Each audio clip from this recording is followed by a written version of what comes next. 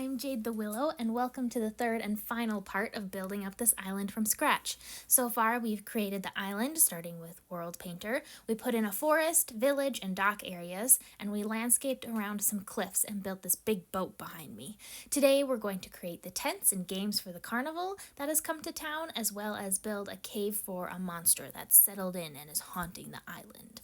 I'm super excited. Let's get started. We have a base set up for our carnival goers. I'm pretty excited about some of the small little details, like this little chunk of meat cooking over the fire. We've got a couple of places where they've hung up fabric, clothes, or whatever over clotheslines, some more storage places to keep things, a little smoker with some fish. I experimented a little bit with different tent shapes to keep things interesting. This one's my favorite because it looks like a funky orange igloo. A couple more places where they are storing things. It's pretty cute, pretty fun. There's a couple places where you can see little gray patches where the tents have needed repairs. There's some old, worn-out, faded patches on the tent, some dirty spots, especially near the bottom where the fabric's dragged along the ground in different places. Now you've seen where our performers live and carry out their daily tasks, but what about the monster hunting part of their job? Since they're trying to keep it a secret, I don't want to put their training facilities in plain sight. Instead, I'm going to build them a giant tent, because that's not suspicious at all. But everything will be inside the tent, so hopefully our villagers won't look too closely. The origin of the carnival actually began with monster fighting. Then they added a carnival as a front so they could travel around, which is a very complicated facade, but I imagine they're having a great time doing both the performance and the darkness slaying. They operate by rolling into town as a traveling carnival, then they camp out for a while, investigating whatever dark force is causing the problem, and then they move on to the next place. And how does one get to be both a trapeze artist and monster slayer, you might ask? Through careful recruitment on the part of the carnival.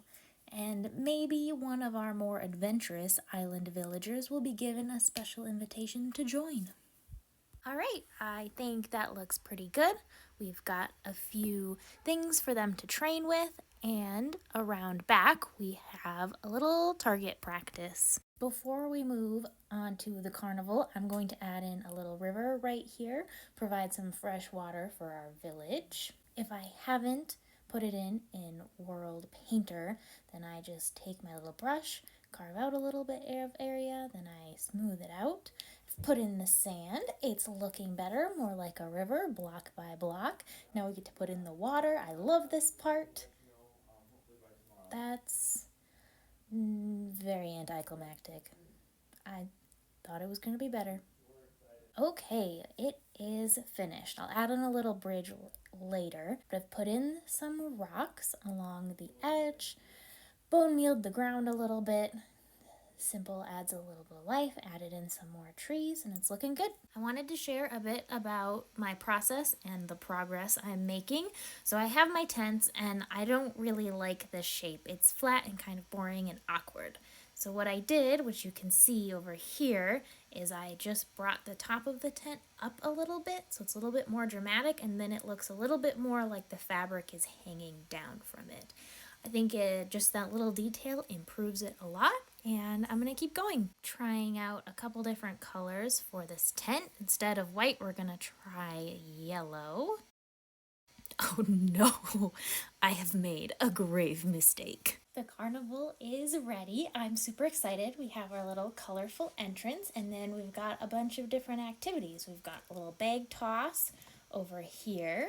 There is a little section where kids can come and play with things. We've got a little maze with a few little decorations in it. Got a little bakery goods stand, a game where you have to guess the picture. Something over here. We've got easy, medium, hard, a little prize stand. Another one's over there.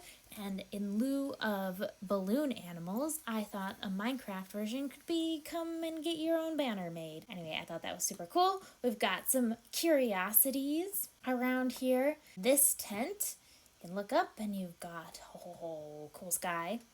We've got our main tent for bigger performances, a little place where you can get some meat. We have crystal ball reading, little painting area where you can peruse, and we have a little petting zoo. And I love the llamas. They're so cute. I hardly ever put carpets on them, and so it's just very exciting. And then some sniffers, little path over to where they all sleep. Now we get to head over to the other side of the island to create the darkness that's been affecting the whole place and the reason that the carnival is here. I'm super excited. It'll be fun. This area on the north side of the island is where we're going to put our cave, hidden away enough so that the villagers theoretically wouldn't find it for a little while. All right, it's gonna go right here. There we go.